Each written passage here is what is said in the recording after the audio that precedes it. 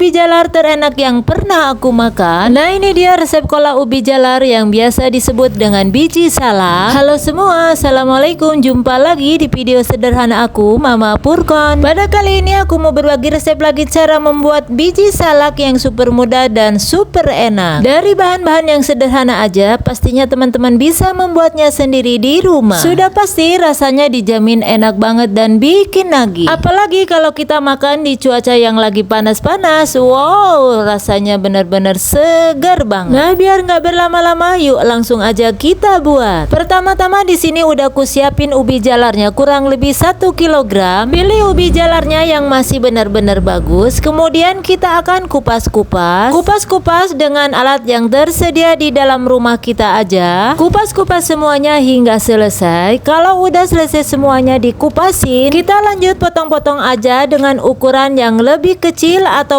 potongannya sesuaikan aja dengan selera. Kalau udah selesai dipotongin semuanya, kita pindahkan ke wadah lain dan langsung aja kita akan cuci hingga benar-benar bersih. Ulang-ulangi terus ya cara pencuciannya hingga benar-benar si getahnya itu terbuang atau benar-benar bersih. Kalau udah benar-benar bersih, langsung dikukus aja dengan menggunakan api besar biar cepat matang, kurang lebih 15 menit. Kalau udah matang, langsung aja kita pindahkan ke mangkok atau wadah lain. Masih dalam keadaan panas-panas kayak gini, langsung aja diulek-ulek dengan anak cobek kayak gini, atau juga bisa teman-teman gunakan chopper atau blender. Kalau udah benar-benar halus, langsung tambahin dengan tepung tapioka secukupnya kurang lebih 100 hingga 200 gram dan langsung diaduk-aduk aja hingga benar-benar tercampur rata. Kalau udah tercampur rata kayak gini, kemudian sisihkan terlebih dahulu, kemudian kita siapkan panci untuk kita membuat air gulanya. Siapkan air secukupnya, sesuaikan aja dengan selera, kemudian tambahin dengan gula merah secukupnya dan tambahin dengan daun pandan secukupnya, serta jangan lupa tambahin dengan gula pasir secukupnya biar benar-benar tambah manis, dan jangan lupa tambahin dengan secukupnya garam juga. Sembari menunggu airnya mendidih, langsung aja dibulatin kecil-kecil. Untuk bulatannya sesuaikan aja dengan selera. Kalau udah mengapung ke atas kayak gini, ini terlihat udah benar-benar matang dan udah benar-benar tanak. Biar air gulanya ini berasa sedikit agak kental, lebih baik tambahin dengan 2 sendok makan tepung maizena yang dilarutkan dengan sedikit air atau secukupnya. Kalau udah, langsung sisihkan terlebih dahulu, kemudian kita akan lanjutkan untuk membuat air santannya. Untuk air santannya teman-teman bisa sesuaikan aja dengan kebutuhan masing-masing. Di sini saya menggunakan secukupnya aja, kurang lebih 600 ml,